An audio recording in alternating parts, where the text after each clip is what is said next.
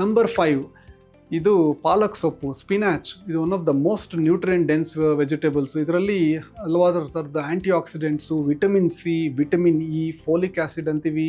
ಈ ಥರದ್ದು ಒಂದು ಪ್ಲ್ಯಾಂಟ್ ಕಾಂಪೌಂಡ್ಸು ಈ ಲಿವರಲ್ಲಿ ಆಗೋ ಒಂದು ಸೆಲ್ ಡ್ಯಾಮೇಜ್ ಅಂತೀವಿ, ಆಕ್ಸಿಡೇಟಿವ್ ಸ್ಟ್ರೆಸ್ ಅಂತ ಮೆಡಿಕಲ್ ಟರ್ಮ್ಸಲ್ಲಿ ಕರಿತೀವಿ. ಅದರಿಂದ ಲಿವರಲ್ಲಿ ಇಂಜುರಿ ಒಂಥರ ಡ್ಯಾಮೇಜ್ ಆಗ್ತಾ ಇರುತ್ತೆ, ಅದನ್ನು ತಡೆಗಟ್ಟುತ್ತೆ. ಆಮೇಲೆ ಫ್ಯಾಟಿ ಲಿವರ್ ಡಿಸೀಸ್ ಇರೋರಿಗೆ ಇದು ತುಂಬ ಒಳ್ಳೆಯದು. ಯಾಕಂದರೆ ಈ ಸ್ಪಿನಾಚಲ್ಲಿ, ಪಾಲಕಲ್ಲಿ ಏನಾಗುತ್ತೆ ಅಂದರೆ ನೈಟ್ರೇಟ್ಸ್ ಅಂತೀವಿ, ಅದು ಸ್ವಲ್ಪ ಒಂದು ಬ್ಲಡ್ ಸಪ್ಲೈ ಅನ್ನೋದನ್ನು ಇಂಪ್ರೂವ್ ಮಾಡುತ್ತೆ. ಓವರಾಲ್ ಮೆಟಬಾಲಿಕ್ ಹೆಲ್ತ್ಗೂ ಒಳ್ಳೆಯದು.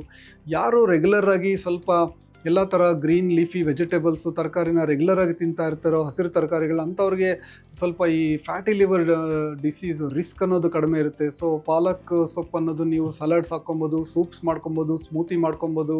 ಸೊ ಡೈಲಿ ಒಂದು ನಿಮ್ಮ ರೆಗ್ಯುಲರ್ ಡಯಟ್ ಥರ ಮಾಡ್ಕೊಬೋದು.